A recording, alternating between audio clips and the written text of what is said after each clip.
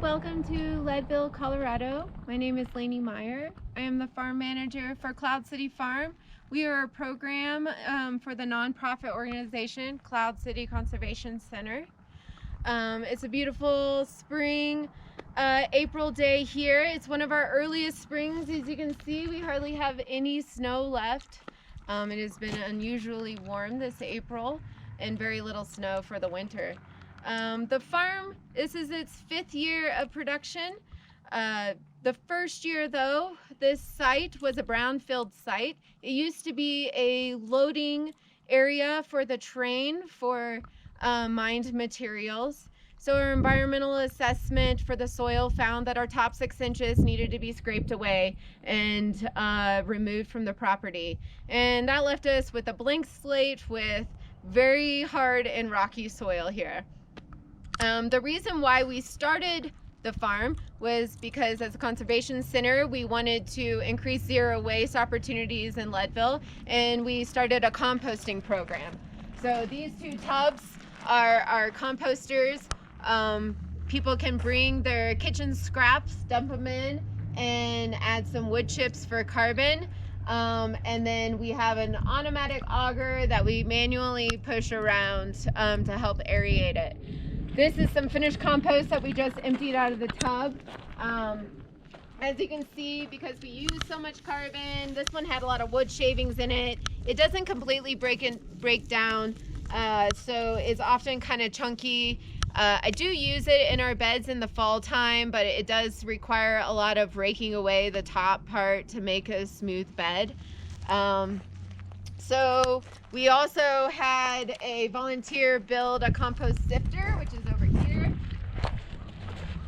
And the kids love working with this and sifting the compost. That makes it a little easier to add to beds. A lot of our compost this year is actually going to be added to around the dome. We're looking to do some native and pollinator gardening around the dome outside. So that's where a lot of our compost is going to be used this year.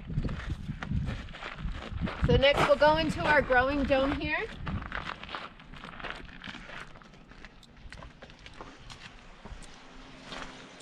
This is our 40-foot growing dome from Growing Spaces. We designed this very big, large bed in here so we could bring in as much soil as possible. This is a passive solar greenhouse, meaning we do not add heat at night. We bank the heat in our soil in our big water tank to help regulate that temperature and radiate that heat at nighttime. So right now, our average temperatures outside in Leadville are in the teens to 20s. And last night, we had the warmest night in the dorm so far. It was 41 degrees, which is unusually warm for April. Usually I'm maybe still battling with some freezing temperatures inside the dome. In the deep winter, we still get freezing temperatures, and it usually though stays around in the teens, so still getting quite a bit of heat gain even in the winter time. As far as what we're growing here at the moment, have a lot of lettuce, chard, kale, some bok choy, turnips, arugula, radishes, spinach, and cilantro, and more herbs. Normally we've started at the beginning of April, but this year my position has been open earlier, so I was able to start in March. So a lot of this started seeding in mid-March, perpetually a little more each week. When it's just me in the early season, I often use this four-point seeder here from Johnny's. Love-hate relationship with this tool. It is really quick and easy for me to drop a lot of seed by myself. However, unless you finagle it correctly and get it set, it often doesn't drop the seed very evenly. So it requires a lot of thinning, and you need to have your beds pretty flat for it to work. So more and more I am switching over to transplant production.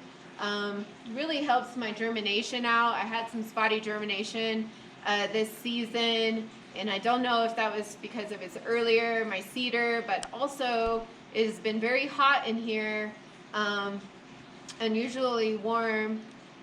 So watering has been a challenge to keep things wet for the seeded beds. As far as ventilation, we have these automatic vents up top, which are really nice because they're automatic. I do have some other vents around on the side, but I haven't turned those on. They're blue boarded on the outside to seal them off. The moment I take those off, I will lose some degrees in here at night, and it also makes that outside bed a little cooler. So I'm waiting for that to kind of get growing a little more before I open up those vents. So mainly my ventilation is tops and my doors, and I have some extra fans. This has been our seedling production area, and it's changed a little bit every year. This is the first year I got these seeding racks to invest in them. So maybe we can do more and more flats. This stuff was seeded actually in my house. It desperately needs to go into beds. It will go into the high tunnel. Used it for some workshops. They need some fertilizer, need to be transplanted out. Some early herbs. I got some celery going here, and some extra spinach to plug in, but I actually had really good germination on my spinach, so this will probably be moved out into the high tunnel. This next week, all my heating pads and most of these will be filled up as we'll start our broccoli and cauliflower and cabbage and more green onions and all of the cool seeds and veggies that we grow up here. One thing that I'm very excited and hoping we can get done this year is get our floor put in. We need to bring up our floor and level it. That will allow me to do a lot more with possible hydroponics or even aquaponics. We do have a big water tank here. It's mainly used as a heat sink and a temperature regulator. It helps cool the dome during the day. We do have a couple goldfish in there, and hoping to get some more plants to just help that ecosystem here. I've also done some compost teas over there. I have a homemade biofilter, and then we also added a UV filter this year to help with making sure our water stays nice and helping that ecosystem, out. And then it will also help when a future if we do more hydroponics or aquaponics. As far as production here, I also use a lot of row cover, 1 ounce to 2 ounces, plastic at night to help hold in heat. A lot of times during the day, I keep one layer of the row cloth on actually for shade and helping keep in the moisture. I kind of have it all open today for you guys to see. I use some drip irrigation, and I have used sprinkler irrigation in the past. It's kind of a pain with all the row covers at the moment. But yeah, we also have a perennial herb garden. Right here, a lot of our herbs that have overwintered. You would never get rosemary here in Leadville, but we can inside the dome. Big picture of this dome as we push production out, as we expand, this will become more of a demonstration garden and more perennial gardening in here. Game changer for the farm, and especially this dome, is we have expanded our water. We got water last summer all the way out to the other end of the property, and right now our current project is winterizing it, so I don't have to take off my backflow regulator for the winter. Insulated box, has this lid, and also very, very excited today. I just got a hand washing sink, so I'm very excited about that.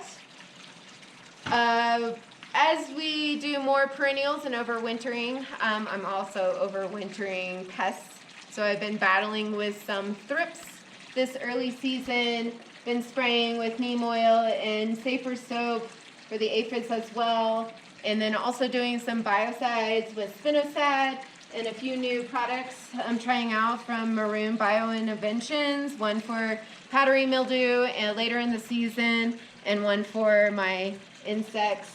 We also do a lot of natural predators, ladybugs, minute pirate bugs, that will be ordered sooner than later, hopefully. So this space too has been kind of a flex space. I do my washing of flats early in the season, and this will be a seating zone for volunteers. And then also will be, when we start harvesting, a washing area inside for that early season. So that's kind of what we got going on in the dome here. Step outside and quickly show you the rest of the property.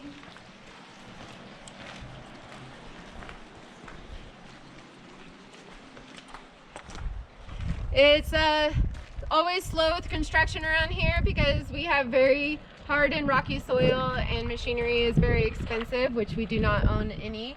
But this year we're hoping to get a simple hoop house that is just put up here. It was donated to us, and we can use it for hardening off seedlings.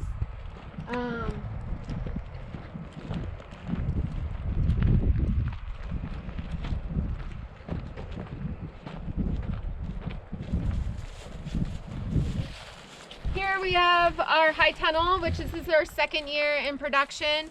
It is a double inflated top plastic, so it does help insulate it. For comparison, last night it was 26 degrees in here when it was high teens outside and 41 in the dome. But it also gets way hotter in here during the day without ventilation. We have roll-up sides for the summertime. We're redoing our top ventilation to include an exhaust fan and some inlet fans, or inlet vents. And hopefully in the future, maybe even sealing this off and insulating it even more. I'm hoping that this will turn into our summer production of beans, cucumbers, and squash. And if we can keep that heat gained in here at nighttime. We'll start up this next week, moving some of those transplants out, but also seeding. This will be the next round of greens, but then it'll also have our cauliflower and broccoli, and then our fall crops of beets and carrots and cabbages, and celery and fennel, and a little bit of everything grows out here. Lastly, we are expanding and super excited for that. These tubs right here were our original tubs that we built for temporary at other sites, and then they were moved down here. They're kind of on pallets so we could move them. Mainly outside production right now are potatoes and peas and some short greens, arugula and radishes during the summertime. I have a caterpillar right there that I did try starting to improve the soil so we can do some in-ground. Did some peas one year. However, the prairie dogs have become such a challenge lately. I didn't grow in there last year, so we'll see what this year brings. Lily needs to do a better job of catching those prairie dogs. This will be a site for an eventual another high tunnel 30 by 72, but we kind of go backwards. We need the beds first, so we are building some raised beds. These next ones will be a little bit shorter and smaller. They're going to be like 12 by 3 beds and 22 of them, and then we'll build the high tunnel over it. And it'll be more of moving our production of that stuff in here from this warm tunnel out into a cooler tunnel. And then as you see far down there, we have started our community garden. Have a few beds built and hope to build some more, a couple hoop houses, and most of our labor is relied on volunteer work, the community. This is definitely a community farm and community built. And as we build, we will either build it as for production for our donation-based market or building more space for community gardens. So that is Cloud City Farm here in Leadville, Colorado. Thank you so much for watching and look forward to any questions you have. Thank you. Bye.